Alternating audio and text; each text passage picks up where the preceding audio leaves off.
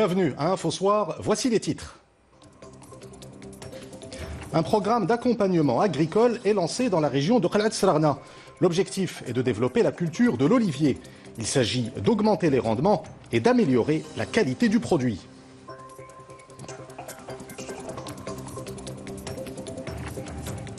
En Algérie, la commission électorale annonce que les dossiers de 5 candidats à la présidentielle sont validés.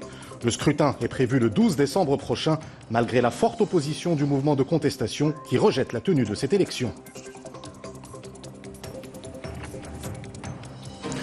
Le Raja et le Wydad se neutralisent. Les deux équipes ont fait match nul, un but partout, lors des huitièmes de finale aller de la Coupe Mohamed VI des clubs arabes de football. Les supporters analysent les performances des deux clubs casablancais. Dans la page culturelle de ce journal, 4 femmes d'origines diverses présentent leurs œuvres à la Fondation Montresso de Marrakech.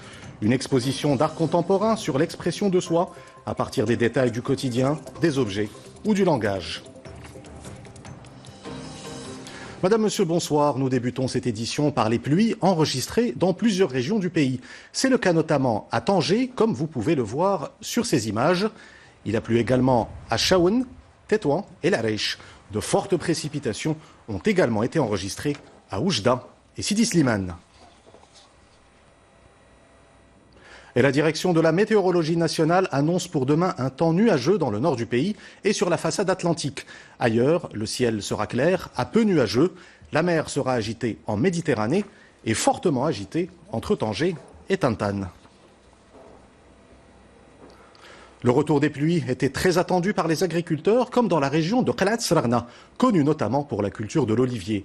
Les cultivateurs ont bénéficié d'un programme d'accompagnement pour augmenter les rendements dans ce secteur. Il s'agit aussi d'améliorer la qualité du produit. C'est un reportage de Adil Bouskri, le récit est de Hind Nabdenbi. Nous sommes dans la commune rurale d'Ourguiche, dans la province de Qalat Srarna. La région est réputée pour la culture de l'olivier. Elle est au cœur du programme Al-Moutmir d'accompagnement des agriculteurs. Un chantier lancé par l'OCP qui vise à permettre aux exploitants d'améliorer leur productivité et la qualité de leurs produits. On avait beaucoup de problèmes auparavant, notamment en ce qui concerne les maladies qui touchaient les cultures, la fertilisation ainsi que les techniques de récolte qui doivent préserver les jeunes branches. Le programme El Moutmir nous a beaucoup aidés. Il y a une grande amélioration, la couleur et les feuilles des arbres ont changé, les olives sont plus grosses, sans oublier le rendement. On est passé de 2 tonnes et demie par hectare à 5-6 tonnes par hectare aujourd'hui. Secret de cette réussite, un processus scientifique adapté à la culture de l'olivier dans cette région, une démarche technique menée par des ingénieurs agronomes qui englobe l'étude des vergers et des traitements phytosanitaires de pointe. Notre objectif était de montrer aux agriculteurs que la productivité et la qualité peuvent être améliorées à travers un itinéraire technique qui s'appuie sur l'analyse des sols.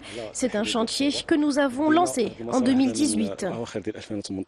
Près de 2 ans plus tard, les résultats sont là, une avancée importante pour la région de Qalat Srarna qui compte près de 80 000 hectares dédiés à la culture de l'olivier et qui assure près de 22% de la production nationale.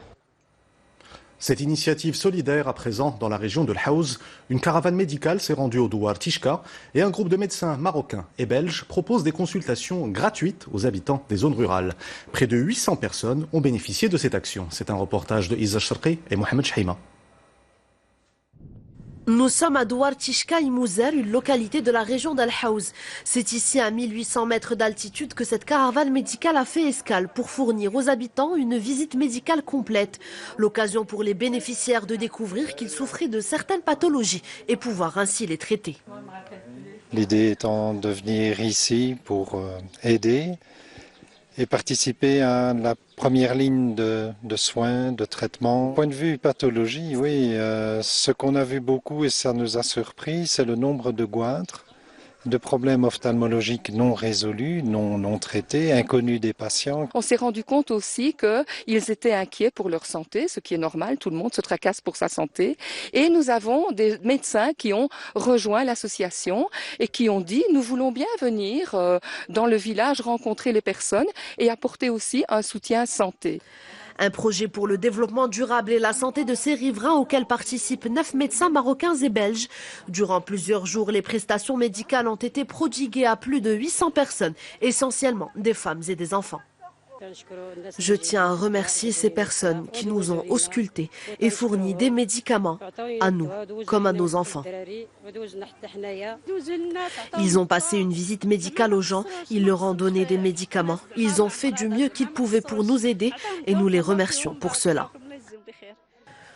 Le programme de cette caravane a également compris des campagnes de sensibilisation de la population sur la santé, mais aussi l'éducation positive des enfants. En parallèle des consultations, plusieurs ateliers destinés aux enfants présents ont été animés par des éducatrices du préscolaire de la région et d'autres bénévoles. L'actualité à l'étranger avec cette annonce de la commission électorale algérienne. Les dossiers de 5 candidats à la présidentielle sont validés. Le scrutin est prévu le 12 décembre prochain, malgré la forte opposition du mouvement de contestation qui rejette la tenue de cette élection. Les explications avec Amina Benkhalq.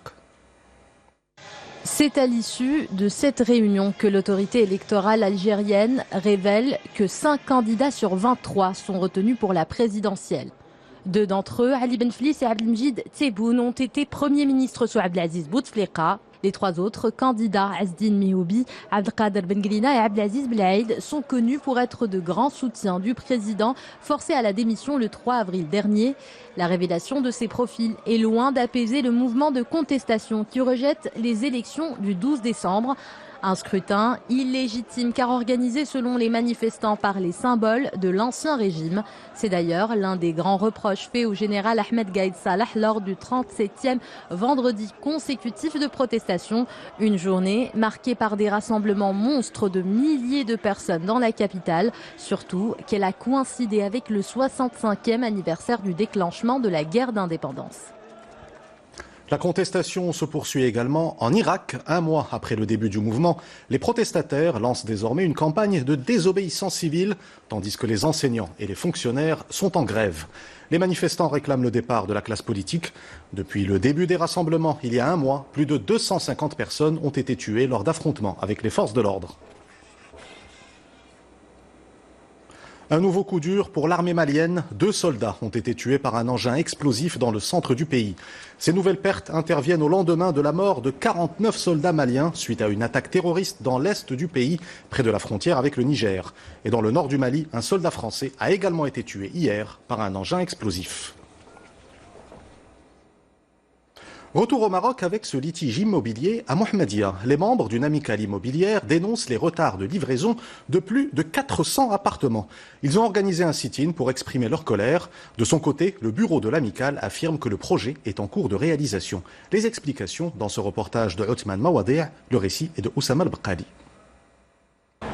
Des chantiers en cours au point mort et des propriétaires exténués par l'attente de la livraison de leur appartement devenue intolérablement longue. Et ce n'est pas le premier litige de ces citoyens avec les gestionnaires de l'amicale immobilière sise dans la banlieue de Mohammedia.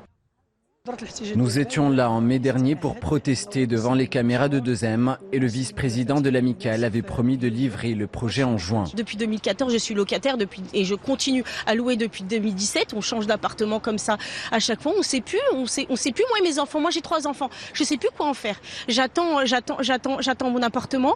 6 mois après une première manifestation, les propriétaires se sont rassemblés de nouveau. Cette fois-ci, leur revendication est différente. Après avoir manqué au délai promis, le bureau de l'amicale demande un paiement non convenu. Cette augmentation n'a été justifiée ni par un rapport financier, ni par un document et n'a pas été décidée lors d'une assemblée générale. Le bureau directeur de l'amicale assure de son côté que la livraison respectera toutes les normes qualitatives convenues lors de la signature du contrat. L'amicale immobilière repose sur les contributions des membres. Le coût total du projet était impossible à estimer dès le début, d'où l'augmentation de nos charges. Nous avons prévu cela lors d'une assemblée générale en 2007. 7,8% du prix total, c'est le montant du complément qui est demandé aux propriétaires. Concernant la livraison de ce projet qui compte 412 appartements, aucune date n'a été précisée par le bureau dirigeant l'amicale. Football avec le derby casablancais. Hier soir, au complexe Mohamed V de Casablanca, le Raja et le Wydad ont fait match nul, un but partout. Une rencontre comptant pour les huitièmes de finale aller de la Coupe Mohamed VI des clubs arabes. En attendant le match retour, les supporters analysent les performances des deux équipes. Adil Lutété. Certains ont moins de chance que d'autres. Le complexe sportif Mohamed V ne peut contenir les fans des deux camps. Du coup, c'est sur les terrasses des cafés que certains ont trouvé refuge.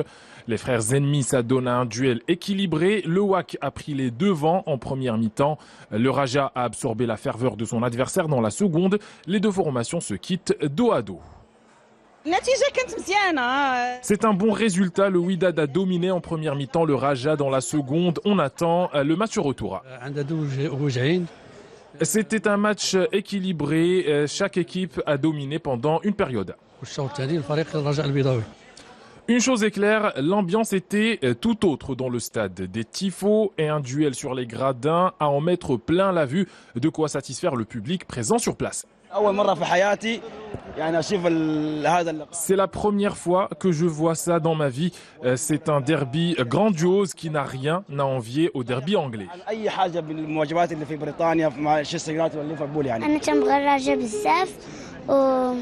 وانا تتعجبني وديما راجع ديما وداد ثاني حاجه même si on était amoindri côté effectif, les joueurs ont assuré l'essentiel. La parité a régné à l'issue des 90 minutes, de quoi remettre tout le suspense au match retour. Une autre soirée mémorable s'annonce au complexe sportif Mohamed V. Focus à présent sur une découverte exceptionnelle réalisée dans la région de Marrakech. Des chercheurs de l'université Qadi Iyad, en collaboration avec des scientifiques français, ont étudié certaines espèces animales. Ils ont découvert la plus ancienne organisation collective d'espèces vivantes. Elle daterait de 480 millions d'années. Plus d'explications dans ce reportage de Isa Sharqi et Mohamed Chahima. C'est une nouvelle découverte dans l'étude du comportement social des animaux. Un groupe de chercheurs marocains et leurs homologues français ont découvert dans la région de Zagoura la plus ancienne organisation collective et sociale. Leurs travaux ont montré que certaines espèces ont acquis au cours de l'évolution, et ce depuis 480 millions d'années, d'étonnants comportements collectifs, voire sociaux, indispensables à leur survie. Ces fascinantes faunes nous ont permis de découvrir l'un des comportements collectifs datant vraiment c'est le plus ancien comportement collectif découvert à ce jour dans le monde animal. Donc c'est des communautés animales qui vivaient, qui se comportaient comme ça pour pouvoir bien sûr survivre à des perturbations. Une découverte étonnante que ces chercheurs comptent bien partager avec le grand public, dans le but notamment de les sensibiliser à l'importance que revêt la protection de cette faune. Ces publications scientifiques, ça permet de valoriser ce patrimoine marocain unique, et aussi c'est pour dire qu'il faut le protéger, qu'il faut le préserver par des lois, par plus de diffusion auprès du public. Aujourd'hui, le groupe de chercheurs poursuit les fouilles dans les assemblages fauniques des schistes de Fezouata à la recherche d'autres découvertes tout aussi fascinantes. Nous ouvrons la page culturelle de cette édition avec une exposition d'art contemporain. À la Fondation Montresseau de Marrakech, 4 femmes d'origines diverses présentent leurs œuvres à partir de petits détails du quotidien, d'objets ou du langage. Elles explorent toutes les possibilités de l'expression de soi. Reportage Isa Sharqi et Mohamed Chahima. Mariage de photographies et de peintures et œuvres réalisées sur la base de matériaux multiples, cette exposition conjuguée au féminin nous invite à réfléchir à la singulière notion du trésor et du précieux. L'occasion d'explorer les territoires physiques et intimes de 4 artistes femmes aux origines et influences différentes. Je raconte des histoires de gens proches de moi, et ce sont des gens qui ont construit quelque chose et qui à un moment donné ont une période de rupture, et la rupture est racontée par donc les dessins qui ont été réalisés en Croatie ce sont des habitations qui ont été fuies pendant le conflit serbo-croate des années 90. Donc ce sont des lieux qui sont émotionnellement extrêmement chargés. Un travail sur la nature morte, mon lien avec les objets issus du Maroc. Je joue sur certains codes, je joue avec l'histoire de l'art et je reproduis ce que j'appelle des natures mortes contemporaines avec une lumière spécifique. À travers leur réalisation, les artistes appellent à une réflexion sur la manière dont une œuvre se forme et se développe et le choix des techniques utilisées ont quelquefois laissé les visiteurs perplexes. Est-ce que c'est de la peinture pure? Est-ce que c'est un montage photographique ou un mix des deux? En tout cas, l'ensemble, je me trouve, est très réussi. Et ça me fait penser à une chose, ça me fait penser au maître flamand, au peintre flamand du XVIIe siècle, qui se rapproche un petit peu de ça. Un singulier voyage d'une rive à l'autre, mais surtout d'une vision de l'art à l'autre, qu'offre cette exposition qui se poursuivra jusqu'au 3 décembre prochain. Expositions, concerts et conférences au programme des Incontris, un événement culturel organisé à Fès par la fondation italienne Ducci. Cette manifestation pluridisciplinaire en est à sa 9e édition. Le thème choisi cette année est celui du dialogue entre les cultures. C'est un reportage de Sarah Jabri et Driss El Cohen. Pour Amina Shraibi, l'art abstrait prend une forme d'exutoire créatif à travers lequel elle invite aussi le téléspectateur à se laisser transporter par son imaginaire et à s'aventurer au-delà de la vision ordinaire. Cet artiste autodidacte expose ses tableaux dans le cadre de la 9e édition des Incontris Fès.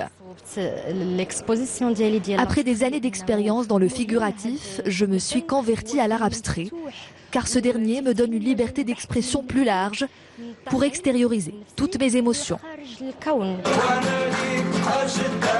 De l'art plastique à la musique, la fondation italienne Ducci rassemble dans la cité spirituelle du royaume des artistes qui, à travers leur art, œuvrent à la création de pans entre les cultures. Nous proposons un mélange entre la musique andalouse et le flamenco, et nous chantons des textes de poètes connus. Nous sommes ici, c'est là que la 9e édition des Incontri Fès qui a donné à la Fondation la possibilité de s'exprimer pour une solution de paix et une contribution de promotion de dialogue interculturel. La musique andalouse est quelque chose que tout le monde justement connaît ici à Fès comme lien entre le Maroc, Fès en particulier, et l'Espagne. La culture voyage entre les peuples est le thème retenu pour cette 9e édition des Incontri Fès, un événement qui rassemble les artistes, les intellectuels et le grand public autour des valeurs de partage, de paix et de tolérance. Avant de nous quitter, je vous rappelle l'une des principales informations de cette édition. Des précipitations sont enregistrées dans plusieurs régions du pays. Il a plu notamment à Tanger, Chaouen, Tétouan, Dareich, Oujda et Sidi Slimane.